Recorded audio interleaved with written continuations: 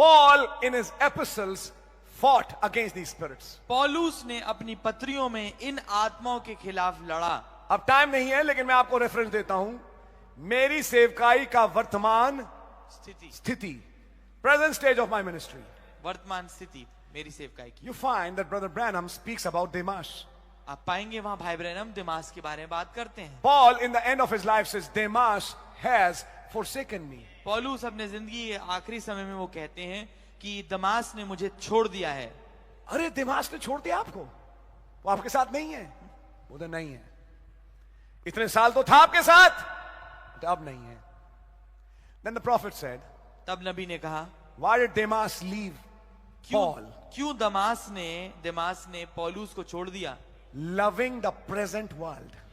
वर्तमान के संसार से प्रीति रख के। And then Brother Branham started giving some examples. और फिर भाई ब्रैनम ने कुछ उदाहरण देना चालू किए। देमास ने ये सोचना शुरू किया, पौलुस भाई तिमोथियस से कह रहे हैं कि मेरा वो बागा जो मैंने त्रोआस में छोड़ा था लेके आ जाना, क्योंकि सर्दी आ रही है। क्या बोला? सर्दी आ रही है तो मेरा बागा ले आना। आप इतने बड़े सेवक हो, आपके पास क्या एक ही बागा है? आप जैसे कैलेबर के सेवक के पास तो कम से कम 10 बागे होना चाहिए। जो आत्मा आज कहती है कि पुलपिट पे हर संडे एक नया सूट पहन के मेरा पास्टर आए। पढ़िए मैसेज में नबी ने बातें बोली। देमास अगली चीज ये सोचता है, ध्यान से सुना देमास की बात पे नबी ने क्या बोला। केवल लूका मेरे साथ है। अब ये लूका कौन है? लूका एक डॉक्टर है। आप एक डॉक्टर को लेकर घूम रहे हैं अपने साथ। मैं सारी बातें नबी के मैसेज से बोल रहा हूं।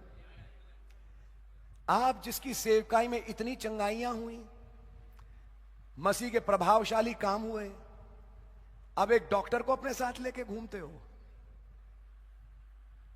समझ में आ रहा भाई पौलुस? आपकी सेवकाई शायद हुआ करती थी, अब वो सेवकाई का असर रहा नहीं। आप समझ में आ रही है? ये सारे मुद्दे हैं देमास के पास। देमास सोचता है इनकी सेवकाई अब वो नहीं रही जो हुआ करती थी। अब ये बीमार पड़े रहते हैं।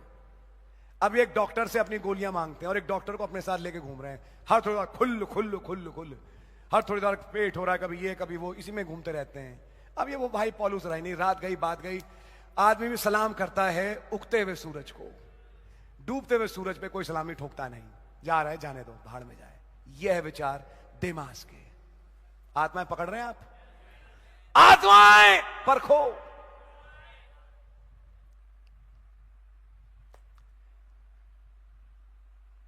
अगर इतना बड़ा खुदा का सेवक है तो बीमार क्यों पड़ा रहता है?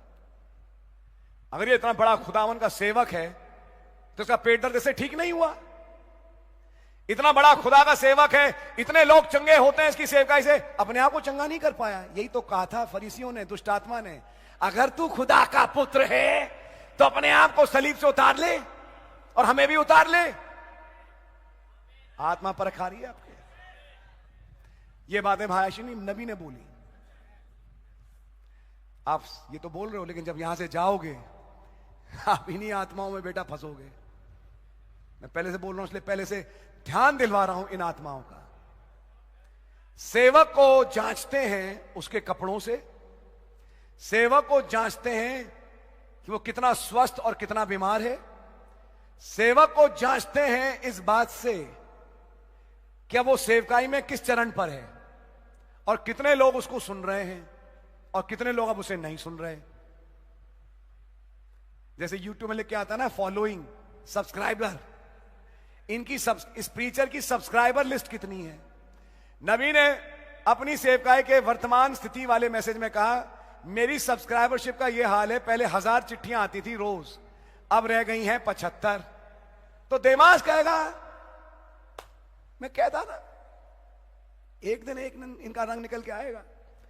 वैसे भी जो प्रचार करते थे, हर एक का दिल दुखाना, हर प्रचार में हर एक का दिल दुखाना, तो लो हो गया सर, 1000 चिट्ठियां आती थी, 75 रह गई, छोड़ो इनकी सेवकाई को। लेकिन नबी ने कहा, जब एक सेवक ऐसे स्थान पे पहुंचे जो खुदा का जन है, और जब वो सेवकाई के एक ऐसे चरण पे पहुंचे जब सब उसे बुरा भला कहें, यानी वो सेवकाई के बड़े नीचले स्थान में पहुंच गया।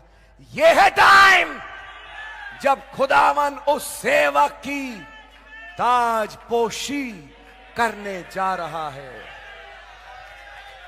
ये चीज देमास को समझ में नहीं आई, देमास को ये रेवलेशन नहीं मिला। परखो ब्रदर आत्माओं को। हाइमेनियस एंड फिलेटुस, हिमोनियस और फिलेतुस